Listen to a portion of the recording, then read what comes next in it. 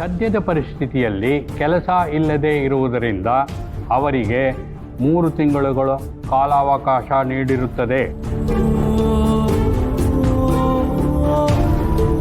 ಈ ಸಮಯದಲ್ಲಿ ಕೆಲಸವನ್ನು ಹುಡುಕಿಕೊಂಡು ತನಗೆ ಬರುವ ಸಂಬಳದಲ್ಲಿ ಒಟ್ಟಾಗೆ 24 ತಿಂಗಳಲ್ಲಿ ಪೂರ್ತ ಹಣವನ್ನು ಶ್ರೀನಿವಾಸರವರಿಗೆ ನೀಡಬೇಕೆಂದು ಆದೇಶ ನೀಡಿರುತ್ತದೆ.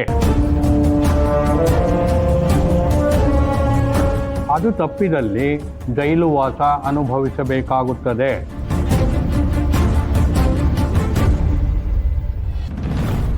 ಯುವರ್ ಆನರ್, ನನಗೆ ಇಲ್ಲಿ ತನಕ ಕೆಲಸ ಇರಲಿಲ್ಲ. ಈಗ ಹೇಗೆ ಸಿಗತ್ತೆ ಹೇಳಿ?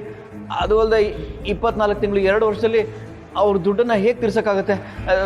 ದಯವಿಟ್ಟು ಏನು ಸ್ವಲ್ಪ ಟೈಮ್ ಬೇಕು ನನಗೆ, ಪ್ಲೀಸ್.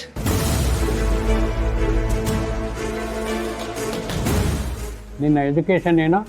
BM.Tech.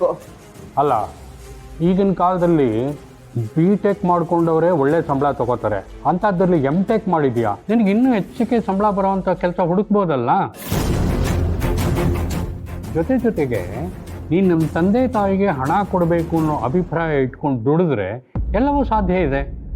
ಯಾಕೆ ಮಾಡಬಾರ್ದು? ಅಲ್ಲ ಯುವರ್ ಆನರ್, ನಾನು ಆ್ಯಕ್ಚುಲಾಗಿ ನೋಡಿ, ನೀವು ಸಾಲ ತೊಗೊಂಡಾದರೂ ಅವ್ರಿಗೆ ತೀರಿಸಲೇಬೇಕು. ಇಲ್ಲ ಅಂದರೆ ಅಲ್ಲಿ ತನಕ ನೀವು ಜೈಲಲ್ಲಿ ಇರಬೇಕಾಗತ್ತೆ.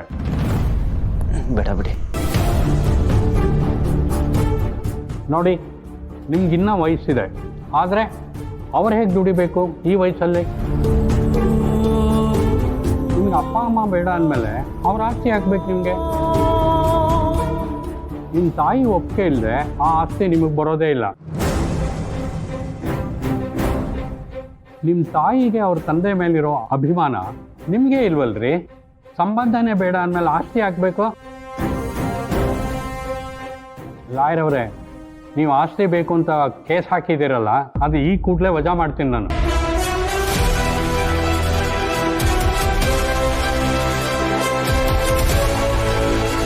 ಶ್ರೀನಿವಾಸ್ ಅವರೇ, ಸ್ವಾಮಿ, ಸರಿಯಾದ ಸಮಯಕ್ಕೆ ನಿಮಗೆ ದುಡ್ಡು ಕೊಡಲಿಲ್ಲ ಅಂದರೆ ನೀವು ಮತ್ತೆ ಕೋರ್ಟಿಗೆ ಬರ್ಬೋದು. ಆವಾಗ ಕೋರ್ಟ್ ಅವ್ರಿಗೆ ಸರಿಯಾಗಿ ಬುದ್ಧಿ ಕಲಿಸುತ್ತೆ.